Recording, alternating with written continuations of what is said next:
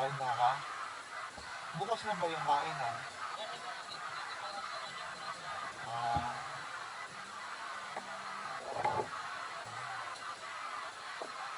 Ah, Bukas naman pala guys yung kainan. Ayan oh.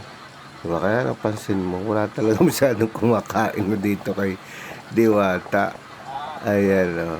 Napakaswerte na punta natin. Walang pila. Ayan oh. Hindi mahirap mag-park. Diba yung iba, hindi alam kung saan sila magpa-park. Yung mga napapanood natin dito.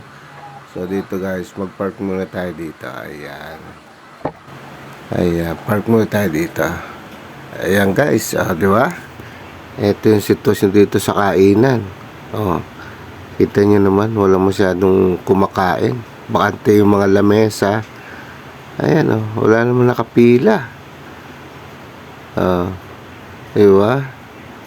So, totoo ang chismis guys, wala naman masyadong kumakain dito kay Diwata. So, yun, at paalis na kami. Ayan, ito yung bahay na binigay ni Rosmar. Ayan guys, yung may puti na yan, yung may aircon na yan. Yan yung bahay. So, pauwi na kami guys. Ayan oh. Walang masyadong tao. May kumakain pero konti lang eh. So, ayan guys, di ba? Nakita nyo naman. So, walang daya yan. Tapos, eto dito sa labas guys. Ayan oh.